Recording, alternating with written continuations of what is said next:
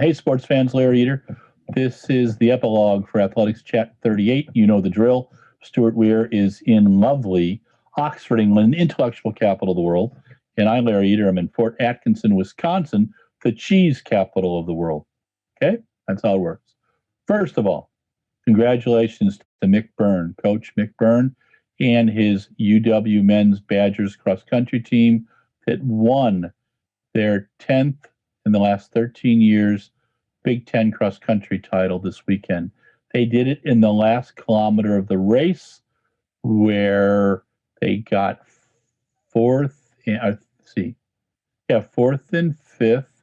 No, the third and fourth, sixth, 12th, and 15th. Pretty impressive.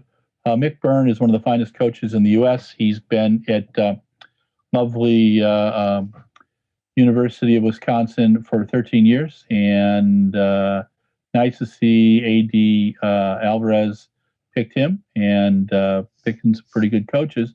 But Mick kicks butt, and I think the NCAA men will be challenging for the NCAA Division I Cross Country Championships on March 15th. So you heard it here. All right. Now let's get into some more fun stuff. Karlsruhe was the first IAAF gold level meet in the 2021 World Indoor Tour. And Dean Asher-Smith went 7:11 and 7:08, equaled the British national record. I think she will crank on it. It's her first indoor race since 2018. First time she's seriously raced since 2019 Doha.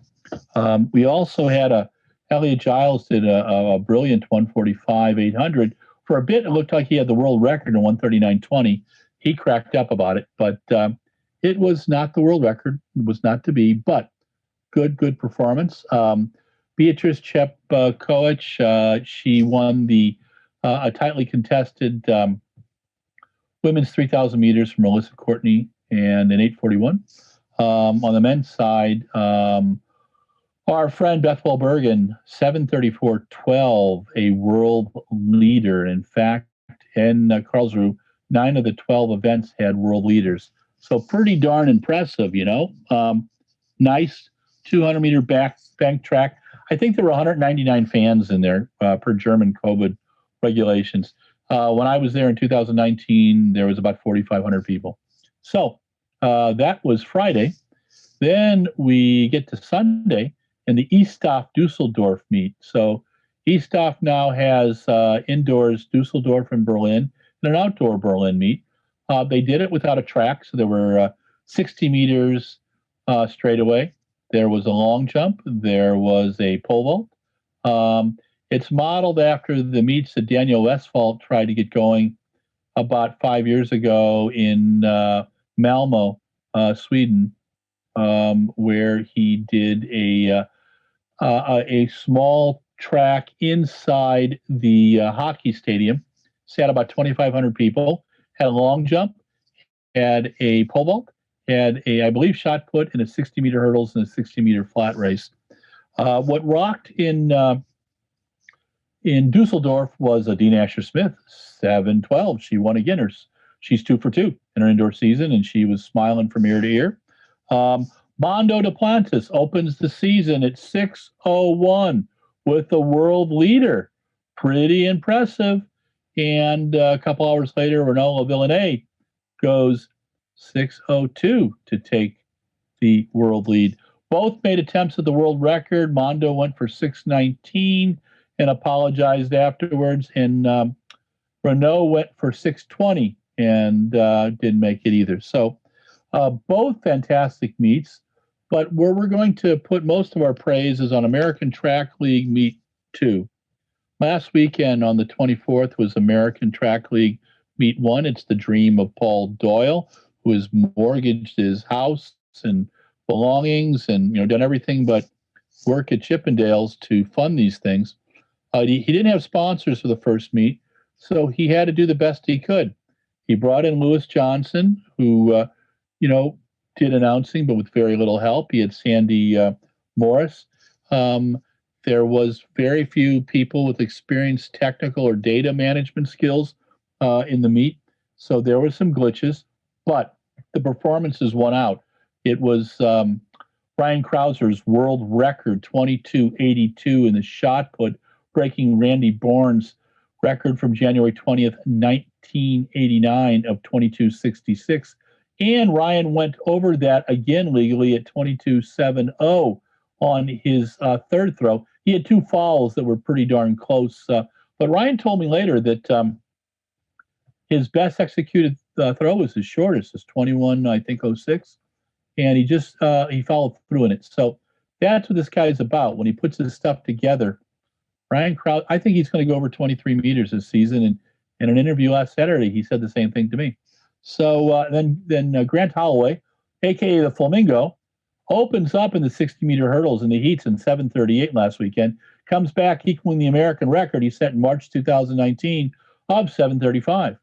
And there's some other very fine performances in the first meet. But it was a little frustrating because it just didn't seem like the ESPN broadcast was all there.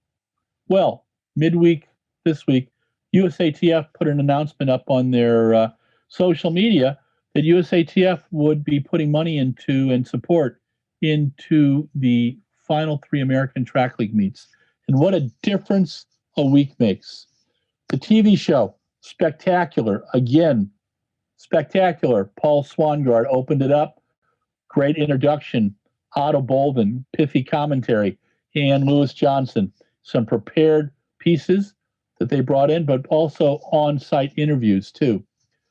Great performances. What do we start out with? Well, we had Ryan Krauser had a nice series, equaled the world record from before of Randy Bourne's 22.66. He was just a little bit off, but he said he was happy with the series, which is great. Sandy Morris, who's just gotten over COVID, went 481 in the pole vault to take the win there.